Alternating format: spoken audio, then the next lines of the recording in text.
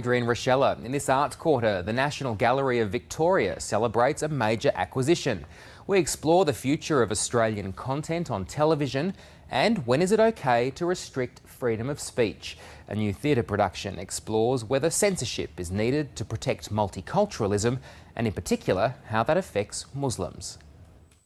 What can't you say in the 21st century? A lot when it comes to Islam, according to British company Deviate Physical Theatre. Its new production, premiering in Sydney, Can We Talk About This?, asks the question, how free are people to criticise the religion?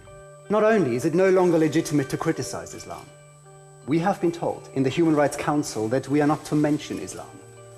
We may not use the word Sharia. Director Lloyd Newson interviewed 50 Britons about their experiences, many of them Muslims, and used their conversations to form the script. He says the debate has become overwhelmed by political correctness.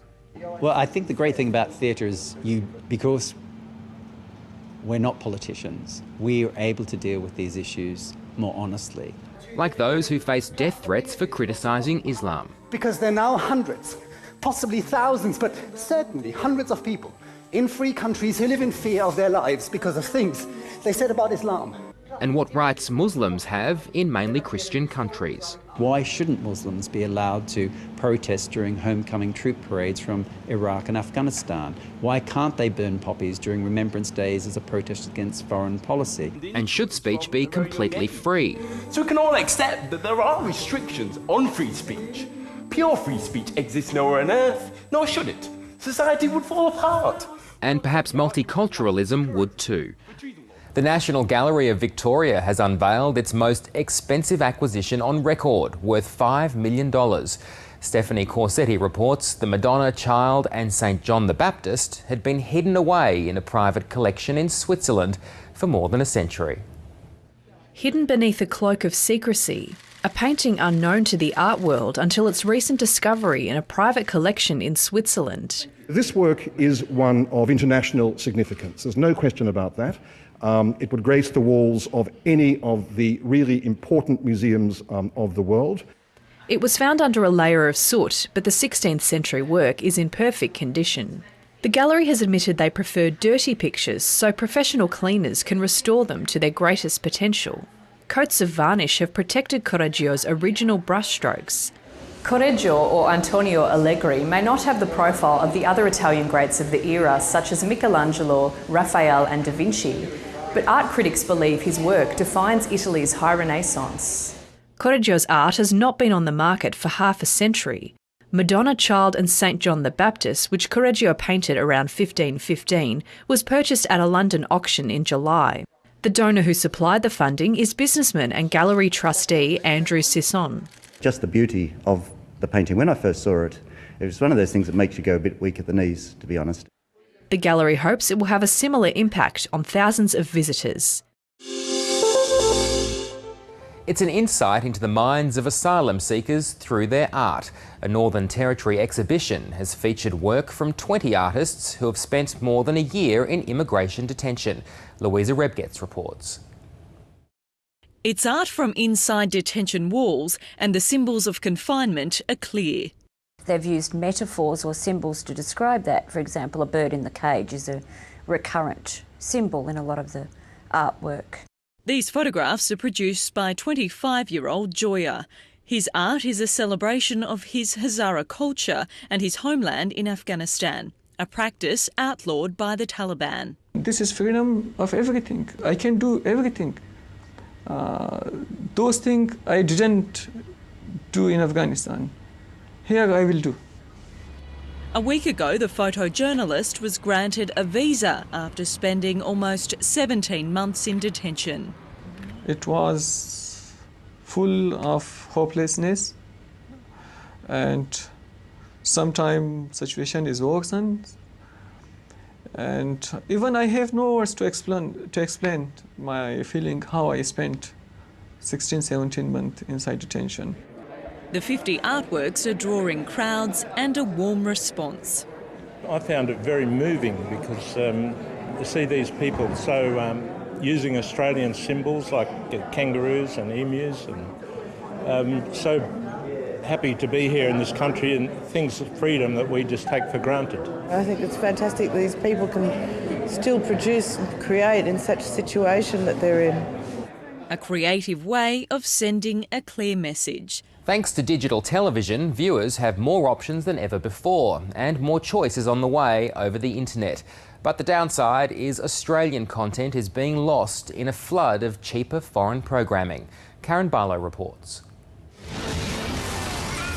Screen Australia has found that Australian content across all commercial TV has dropped from 60% to 35% in 3 years.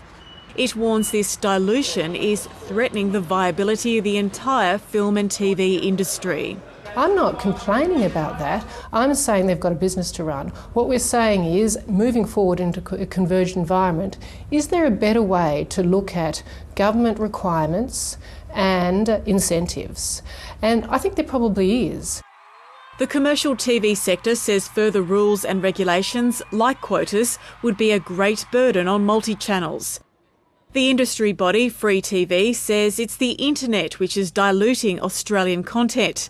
It says that will be exacerbated by the national broadband network bringing in internet TV. It says the entire media landscape needs to be overhauled in the Convergence Review. You can't regulate the internet like you can regulate traditional media. So there's no point in trying to love the existing child to death, which is what I think this report seems to suggest is still the thinking. Audiences may just sort out what they want to see on TV anyway. We have very good people who are amazingly inventive, highly creative, and if we give them any form of protection, it's not going to make them any better. What we need to do is to produce material for this part of the world. While the way people get their programs is changing, television is still expected to be the dominant player. The critical thing in Australia is to make sure that we have the systems in place, whether it's the broadcasting systems or the subsidy systems in place, to make sure that we're still able to tell our own stories and for people to hear Australian voices. The final Convergence report is expected to be finalised in March. They help some of Australia's most needy people, and now the Wayside Chapel in Sydney's King's Cross is telling their stories in a new theatre production. Michael Vincent takes a look. It's called reality theatre. My daughter was taken away by dogs and I just went to pieces. It was written from interviews with those who've sought help at Wayside. We do AA meetings, NO meetings, Sex Anonymous meetings, Gamblers Anonymous, all of that. It's full bore, full throttle, exactly what the person said, but more importantly, exactly how they said it. Robert Holt is watching his life story being performed. That we all have done wrong in lives. Love the person for the person, not for where they've come from, not for who they've been or what they are doing. He was an alcoholic who survived on the streets of King's Cross for almost a year. Now he's trusted a much younger actor with his experiences. As we went into the various subjects of my past and of my family, my previous life, and then started talking about how I was actually living on the streets, there was a lot of times that it did become very emotional. It was very difficult to, because I was basically reliving it again, and I've done that quite often. They walked the streets together to help prepare. Becomes not just that accent and that voice, you actually, you start to actually get into the emotion of it, and I get to, live out a lot of what Rob went through. You look at someone sleeping on a bench very differently. We want to try and create that nice shared conversation thing. It's already sold 1,000 tickets. It'll now run until early September. Let him go. The South Australian Opera is undertaking one of its biggest productions, based on the legendary Herman Melville novel Moby Dick. Paul Clarick has this report. The tale of Moby Dick is 160 years old, but its message is timeless. A great, inspiring leader ultimately leads his people to ruin. The sea captain's quest to destroy the white whale that took his leg is also widely known. And it conjures an instant impression of obsession, of a chase, of a great adventure, of people trying to control forces of good and evil in their lives. Are you ready, man? State Opera and 4 companies in North America chipped in to commission acclaimed American Jake Heggie to compose Moby Dick. His previous work, Dead Man Walking, was also an Adelaide exclusive. Moby Dick will be State Opera's first production under new artistic director and chief executive Tim Sexton. I'm looking at doing a lot more development of new works, works that are relevant, exciting, audience-friendly, but which help to keep us at the cutting edge of the art form. He says it's the biggest production to reach South Australia since Wagner's Ring Cycle in 2004. It's incredible. It's like being inside a movie. Is Sydney becoming the new off Broadway? The Harbour City has secured another stage musical before it heads to London and New York. This time it's An Officer and a Gentleman.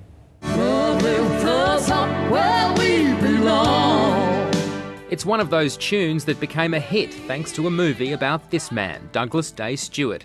An Officer and a Gentleman was one of the biggest films of 1982, and now, 30 years on, it's heading for the stage. You can kind of see yourself in it if you were in the military or not, it doesn't matter. Everyone wants to have a dream about love and to believe it's possible in their lives. Auditions have been held over the last few weeks for the latest international musical to have its world premiere in Sydney. I need to tell you now. Dr. Zhivago launched here earlier this year, and so will Strictly Ballroom. The government says a 6-month run injects $20 million into the economy, and American producers get to polish the show away from the US critics.